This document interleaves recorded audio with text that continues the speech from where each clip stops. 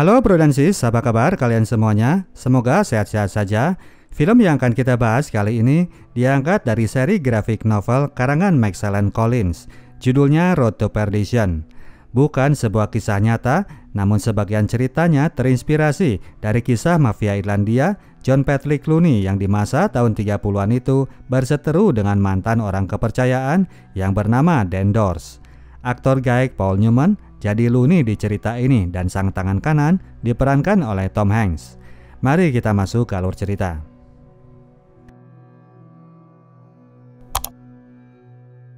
Dalam film ini, Tom Hanks berperan sebagai Michael Sullivan, seorang centeng bagi seorang mafia Irlandia yang bernama John Rooney. Cuman sedikit saja diplesetin dari Looney, nama asli tokoh ini. Mike sendiri adalah anak angkat dari Rooney yang sudah diasuhnya sejak kecil. Maka dari itu, hubungan mereka pun sudah sedemikian dekat, Mr. Rooney memperlakukan anak-anak Mike seperti cucunya sendiri.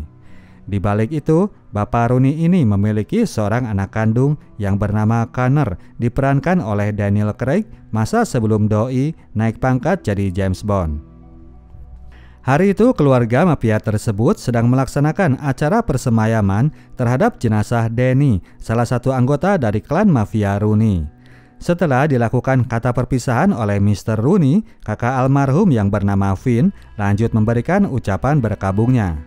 Namun setelah itu, ia malah lanjut meracau dan mengucap sesuatu kepada sang bos mafia. Mike langsung cepat tanggap, dia dan Connor langsung menggiringnya keluar ruangan. Finn yang sangat berduka itu mereka seret agar segera pulang. Sebelum masuk ke dalam mobil, orang ini sempat menyalahkan Connor atas kepergian adiknya. Pulanglah kemudian dia dengan diantar oleh supir ajudan Mr. Rooney. Mr. Rooney mencium bau yang agak aneh, oleh karena itu ia pun menyuruh Connor agar selanjutnya bicara baik-baik kepada Finn, namun harus tetap ditemani oleh Mike. Setelah momen itu, acara kumpul-kumpul pun mereka lanjutkan di dalam ruangan. Di luar kehidupannya sebagai gangster, Mike adalah seorang sosok ayah yang baik bagi kedua anaknya, Mike Jr. dan Peter. Meskipun ia seringkali harus skip momen penting anaknya di sekolah dengan alasan tugas luar kota. Kedua anak itu yang mulai tumbuh besar, kini mulai mempertanyakan pekerjaan ayahnya. Pertanyaan besar itu terlebih lagi timbul di kepala si junior yang pernah melihat ayahnya memegang pistol sepulang kerja. Malam itu dalam kondisi hujan deras, Mike dengan berbekal senapan kemudian pergi untuk menjabani tugas kemarin hari, mendampingi Connor untuk berdamai dengan Finn.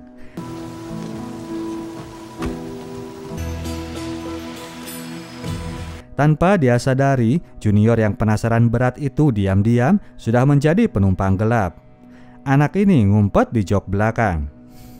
Tiba di gudang minuman yang dimanage oleh Finn, kedua orang itu pun langsung masuk dengan tetap berbekal senjata berat.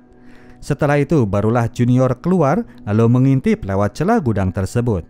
Di sana sedang terjadi ketegangan antara Finn dan Connor dengan pengawasan dari Mike. Connor meminta Finn untuk meridokan kematian adiknya yang ia tuduh sudah banyak nyuri uang Mr. Rooney, sementara Finn sendiri nggak rela kalau adiknya terus dituduh yang enggak-enggak. Ia malah menuduh Connor balik yang ia bilang sudah banyak makan uang ayahnya untuk berfoya-foya. Ketegangan itu kemudian diakhiri Connor dengan sangat bijaksana. Ia langsung membungkam Finn dan Mike pun terpaksa harus membantai semua bodyguardnya.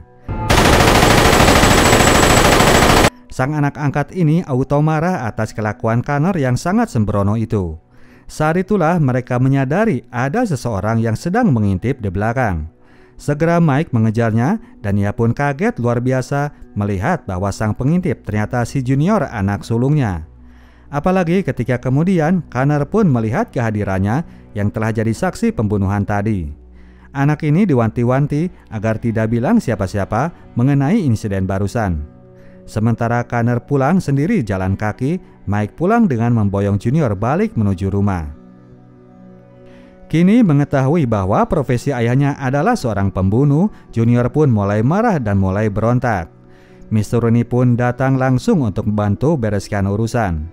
Dia meminta junior untuk janji agar tutup mulut mengenai insiden pembunuhan kemarin. Namun trauma itu terus menghantui bocah tersebut. Kemarahannya itu ia lampiaskan di sekolah dengan melakukan tawuran.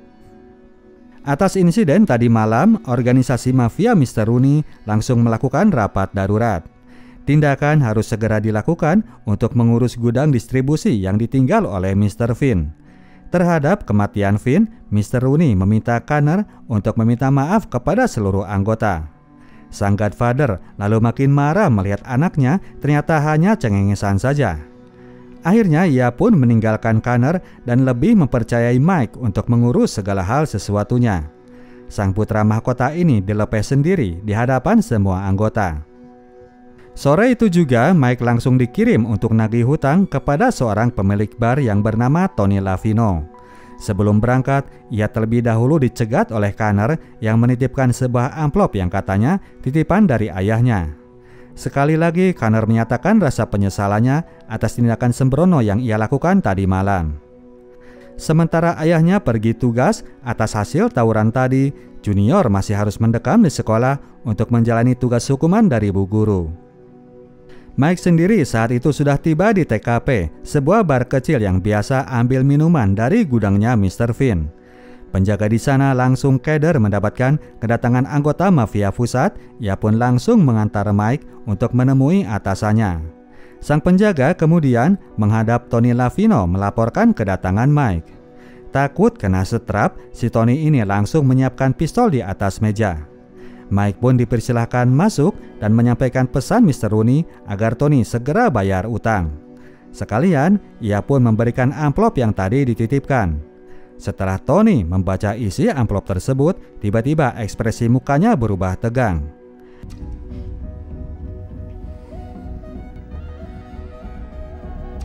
Mike pun langsung cepat tanggap, ia rebut pistol Tony dari meja untuk menghajarnya sekaligus dengan sang penjaga.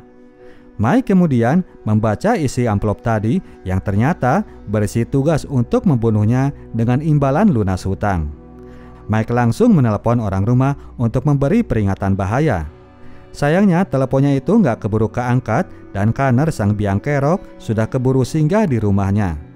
Dengan sadis, dia pun membunuh istri Mike dan Peter yang dia kira adalah si Junior. Suara tembakan itu mengagetkan anak ini yang baru tiba dari sekolah. Ketika Junior hendak masuk, Connor baru turun dari lantai atas dengan tampang yang sangat mencurigakan.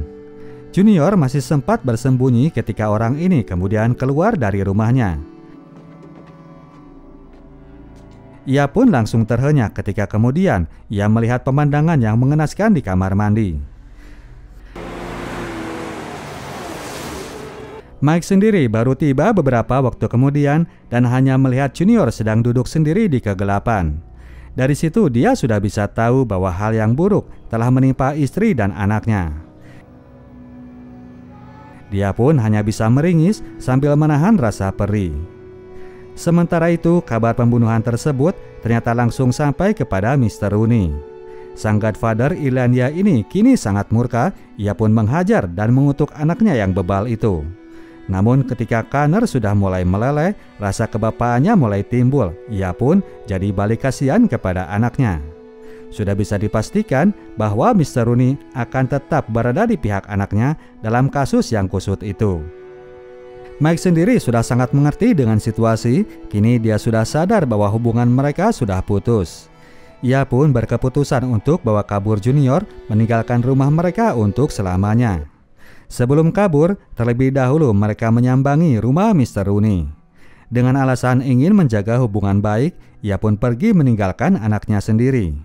Mike saat itu langsung nyelinap masuk menuju jendela kamarnya Connor. Di sana, ternyata sudah ada ajudan Mr. Rooney yang telah menyiapkan sekoper uang penghibur. Mike kali ini tidak butuh uang sekoper, ia lebih butuh lokasi persembunyian Connor. Sang ajudan pastinya tidak mungkin membocorkannya. Untuk itu, sebagai sinyal perang terhadap ayah angkatnya yang juga sekaligus majikannya, Mike pun membunuh ajudannya ini. Dia pun langsung balik menuju mobil untuk segera kabur sejauh mungkin.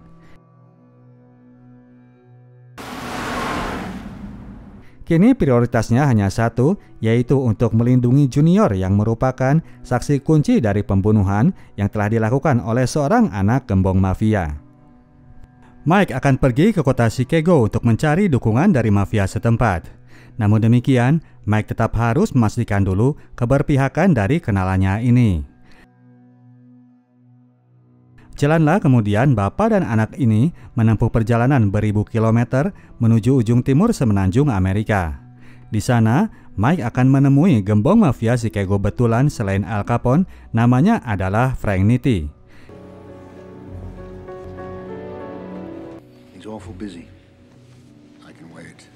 Ketika Mike dipersilahkan masuk, Mr. Nitti langsung memberi ucapan berkabung, tanda bahwa dia telah mengetahui insiden yang telah terjadi. Kepada Mr. Nitti yang sangat menerimanya, Mike mengajukan diri untuk bekerja kepadanya dengan syarat bahwa mafia Italia itu mau tutup mata terhadap apa yang akan ia lakukan kemudian, yaitu untuk membunuh Conner. Syarat yang berat bagi Mr. Nitti meskipun dia sangat senang kalau Mike jadi bergabung mengingat reputasinya sebagai seorang killer yang jempolan. Namun ketimbang ambil resiko untuk perang melawan mafia seberang, nguber anak gangster sambil kemana-mana nenteng bocah, Mr. Nitti coba membujuk agar Mike pulang saja, hidup jempling dan meridokan apa yang telah terjadi. Dia menolak ajuan Mike. Mike pun akhirnya keluar dengan tangan hampa, dirinya yang sedang dibakar api dendam, tidak mungkin untuk disuruh lupa terhadap kematian dari keluarganya. Ketika Mike sudah keluar, Nitti masuk ruang sebelah di mana di sana Conner sedang berada bersama ayahnya. Rupanya mereka ini gercep melakukan antisipasi dengan melakukan nego kepada Nitti. Mafia Italia ini kemudian menawarkan jasanya kepada Mr. Rooney, apalagi itu kalau bukan untuk menghabisi anak angkatnya tersebut. Meskipun berat dan lewat perasaan sesal, Mr. Rooney mengiyakan namun dengan syarat agar Junior tetap dibiarkan hidup. Meskipun sudah diwanti-wanti bahwa anak itu suatu waktu akan besar pula dan akan datang melakukan balas dendam, Mr. Rooney tetap dengan keputusannya.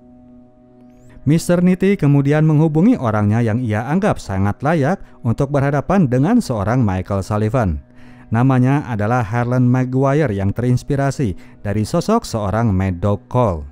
Orang ini seorang pembunuh bayaran dengan hobi mengambil foto orang-orang yang sedang sekarat. Kerjaannya sangat teliti dan cekatan. Namun berbeda dengan perintah Mr. Rooney, Frank Nitti ternyata memesan agar orang ini sekalian membunuh si Junior. Mike sendiri nggak pergi kemana-mana lagi untuk mencari dukungan. Ia langsung pada fokus utama, yaitu untuk mengamankan anaknya ke sebuah lokasi yang tersembunyi. Tempat yang ditujunya adalah sebuah lokasi fiktif yang dinamakan sebagai Perdition. Perdition memiliki arti sebagai kuburan bagi orang-orang yang beronta jiwa karena menanggung banyak dosa. Di sana adalah lokasi tempat tinggal kakak istri Mike yang punya rumah di pinggiran danau. Sementara itu, jenazah istri Mike dan Peter diurus oleh Mr. Rooney sendiri. Di acara pemakaman itu, sudah hadir sang pembunuh bayaran kiriman Mr. Nitti. Ketika acara berikut dipindah ke rumah peninggalan Mike, dengan teliti dia mengamati keadaan sekitar. Tidak lama kemudian, telepon pun datang dan diterima oleh Sarah, kakak iparnya Mike yang baru menghadiri pemakaman adiknya. Mike yang tadinya hendak ngecek keadaan saja, sekalian ngasih kabar bahwa ia sedang OTW menuju ke rumahnya di Perdition. Bibi Sarah balas kasih kabar bahwa dirinya baru akan balik beberapa hari kemudian. Ia tidak sadar bahwa dirinya saat itu sedang diamati oleh Harlan yang mengamati dari lantai atas. Setelah beres menerima telepon, Harlan nelpon operator minta kontak dari sambungan yang terakhir. Setelah itu ia pun mengamati kamar samping rumah dan di sana dia menemukan sebuah patung yang identik dengan sebuah daerah tertentu. Mike terus lanjut jalan dan dalam perjalanan itu ia sempatkan dulu untuk mampir ke sebuah gereja. Di sana ia meminta pengampunan dosa atas apa yang telah ia lakukan selama itu dalam menjalani kehidupannya sebagai anggota mafia. Di sore hari mereka tiba di lokasi kedai terakhir sebelum kota Perdition. Mike mengajak Junior untuk isi perut dulu karena habis itu mereka nggak akan nemu lagi tempat makan. Anaknya yang sedang sedih berlarut-larut ini menolaknya. Junior memilih untuk rebahan saja di dalam mobil.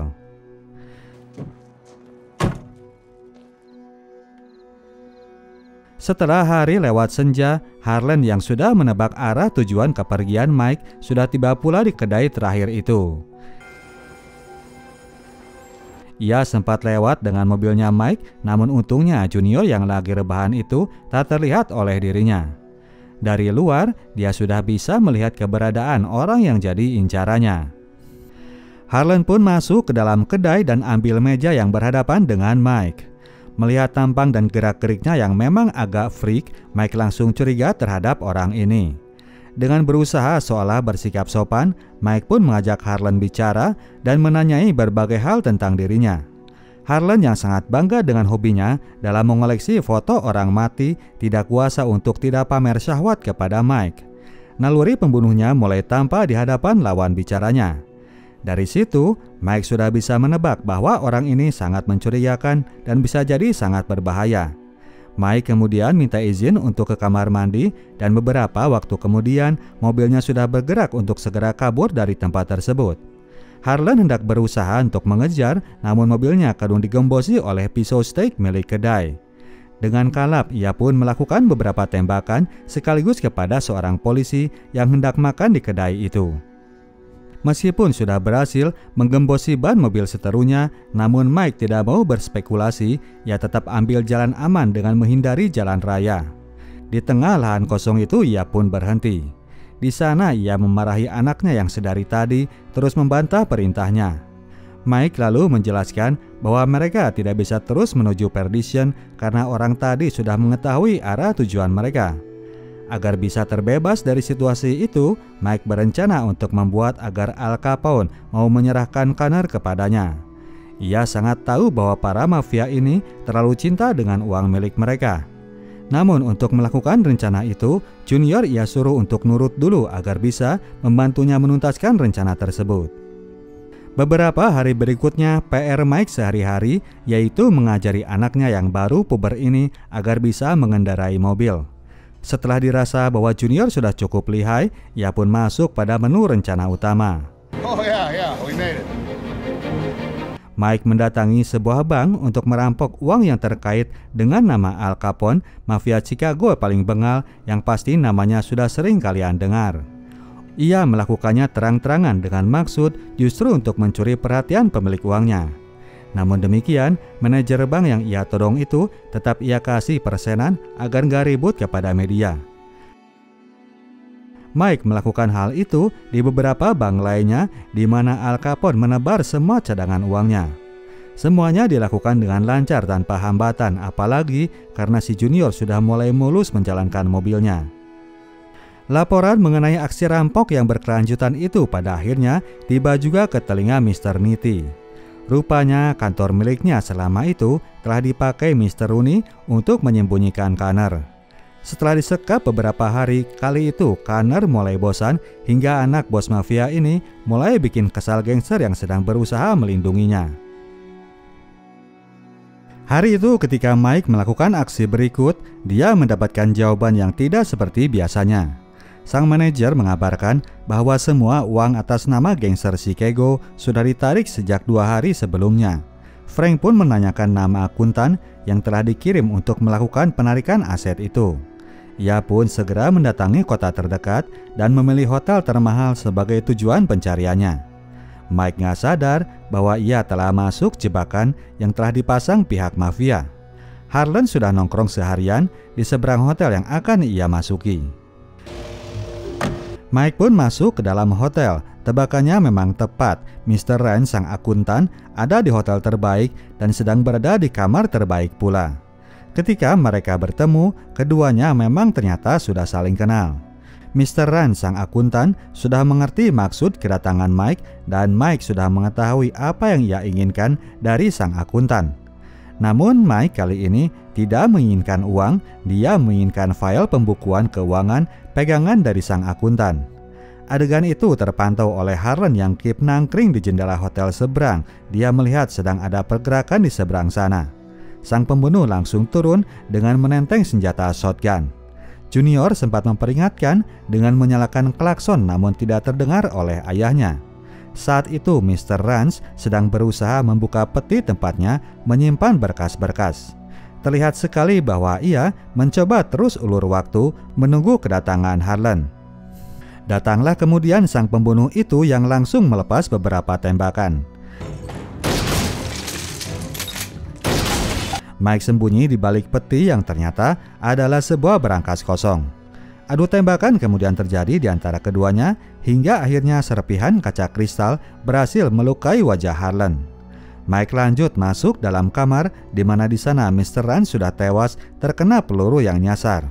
Dia kemudian mengambil sebuah peti yang ia perkirakan peti asli dari berangkas file pihak mafia.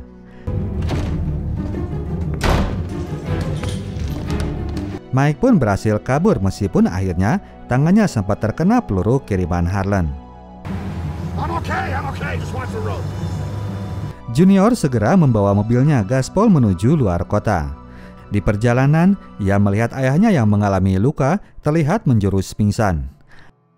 Anak ini langsung panik dan dia pun segera berhenti di rumah pertama yang ia temukan di daerah itu. Junior berlari meminta tolong kepada sang pemilik rumah. Di rumah tersebut, Mike mendapatkan pertolongan untuk sembuh dari luka tembaknya. Beberapa hari kemudian, sang jagoan insyaf ini sudah mulai pulih. Tinggal beberapa hari di rumah petani itu, Junior pun sudah serasa di rumah sendiri. Malamnya, Mike mulai memeriksa berangkas data milik sang mendiang akuntan. Dia sangat terkejut melihat hasil penyelidikannya. Dalam banyak data, ia menemukan bahwa selama itu memang Connor yang sudah banyak pakai uang milik ayahnya. Esok paginya mereka pun mengucap selamat tinggal kepada pasangan petani yang telah banyak menolong mereka. Rencana harus terus untuk dijalankan. Mike meninggalkan segepok 10 gepok uang dolar sebagai ucapan rasa terima kasihnya. Sebagai mantan anak angkat, Mike sangat tahu dengan kegiatan rutin Mr. Rooney. Pagi itu ia mendatangi gereja tempatnya biasa melakukan peribadatan. Dia mengajak Mr. Rooney untuk turun, ada hal penting yang ingin ia bicarakan. Di ruang basement gereja itu, Mike menyerahkan bukti-bukti catatan akunting tentang penyelewengan uang yang dilakukan oleh Connor. Mr. Rooney ternyata sama sekali tidak kaget. Dia sudah tahu tentang semuanya dan dia juga tahu bahwa anak kandungnya itu pernah berkhianat kepadanya. Meskipun demikian, dia tidak mungkin membiarkan Mike untuk membunuh anak kandungnya sendiri. Tentang dalih balas dendam terhadap kematian anak dan istrinya, Mr. Rooney mengajak Mike agar sadar bahwa mereka ini para pembunuh. Dia harusnya sudah tahu resiko dan karma yang akan mereka hadapi. Namun setidaknya mereka masih bisa menyelamatkan Junior. Mr. Rooney meminta Mike agar segera kabur sejauh mungkin. Namun demikian, Mike tetap memiliki rencana sendiri. Malamnya dalam suasana hujan deras, Mike mempersiapkan sebuah misi kamikaze. Sebelum berangkat, ia sempatkan dulu untuk menulis pesan perpisahan bagi anaknya. Malam itu, Mr. Rooney dengan disertai oleh para bodyguardnya seperti biasa baru bubaran dari tempat tangkringan mereka. Suasana hujan membuat suasana sekitar jadi sepi, momen yang tepat bagi Mike untuk melakukan pembantaian. Ia pun menghajar habis semua bodyguard mantan ayah angkatnya.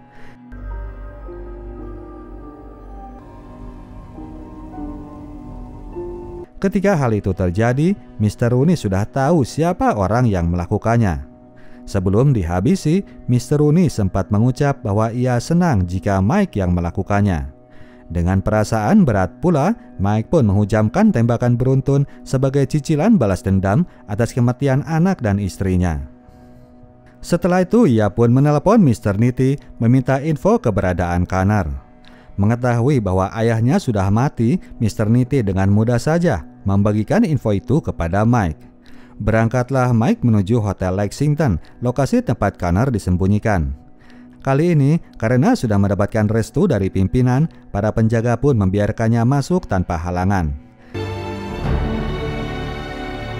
Dengan leluasa, Mike pun menerobos masuk menuju kamar Connor. Tanpa bicara sepatah kata pun, ia langsung mengeksekusi mantan saudara angkatnya itu. Di kamar penginapan, Junior yang harap-harap cemas menunggu kepulangan sang ayah akhirnya bisa tersenyum lega ketika Mike tiba dengan ekspresi bahagia. Maka dari itu mereka pun bisa dengan santai meneruskan perjalanan menuju tempat tujuan mereka, sebuah rumah terpencil di kota Perdition. Tiba di lokasi itu, mereka disambut dengan suasana nyaman dan damai yang lepas dari segala tekanan hidup. Junior disambut oleh Doggy piaraan Bibi Sarah yang menyambutnya bagaikan teman lama. Sementara itu Mike sendiri langsung masuk ke dalam untuk menemui sang pemilik tempat. Namun tidak ada orang yang menjawab ucapan kulonowun dari dirinya. Mike pun menghampiri kaca besar untuk memandangi pemandangan di luar. Tenang ia menikmati pemandangan itu sampai akhirnya 2 buah tembakan langsung membuatnya rubuh. Harlan sang maniak ternyata sudah siaga di tempat lengkap dengan gear fotonya. Dia berniat menangkap momen detik-detik kematian dari seorang Mike Sullivan. Harlan yang mukanya sudah hancur itu sangat bergairah melakukan eksekusi tersebut, tidak sadar bahwa di belakang Junior telah muncul dan menodongnya. Harlan kemudian mencoba membujuk agar anak itu tidak jadi menembak, yang mana sesuai pula dengan keinginan ayahnya agar Junior bisa terbebas dari dosa. Namun melihat kondisi mendesak dan Junior tidak lantas melakukan tindakan, Mike yang kemudian turun tangan untuk melakukan tembakan dari belakang. Walaupun terancam mati, Mike akhirnya bisa bahagia bahwa setidaknya hidup anaknya kelak akan terbebas dari karma. Di pelukan anaknya, Michael Sullivan akhirnya menghabiskan nafas terakhirnya, meninggalkan Michael Junior yang sangat terpukul. Kini ia akan hidup sebatang kara. Beberapa waktu kemudian, Junior sudah kembali berada di jalanan dan pergi untuk mendatangi rumah pasangan petani yang tempo hari sempat menolongnya. Di rumah inilah Mike Sullivan Jr. kemudian tinggal untuk menjadi anak angkat dari sang petani. Walaupun demikian, kepada siapapun ia tetap mengakukan nama Michael Sullivan sebagai ayahnya yang sejati. Oke, demikianlah ceritanya bro dan sis. Kita tim Sinotok cabut dulu. Sampai jumpa di video kita selanjutnya. Ciao.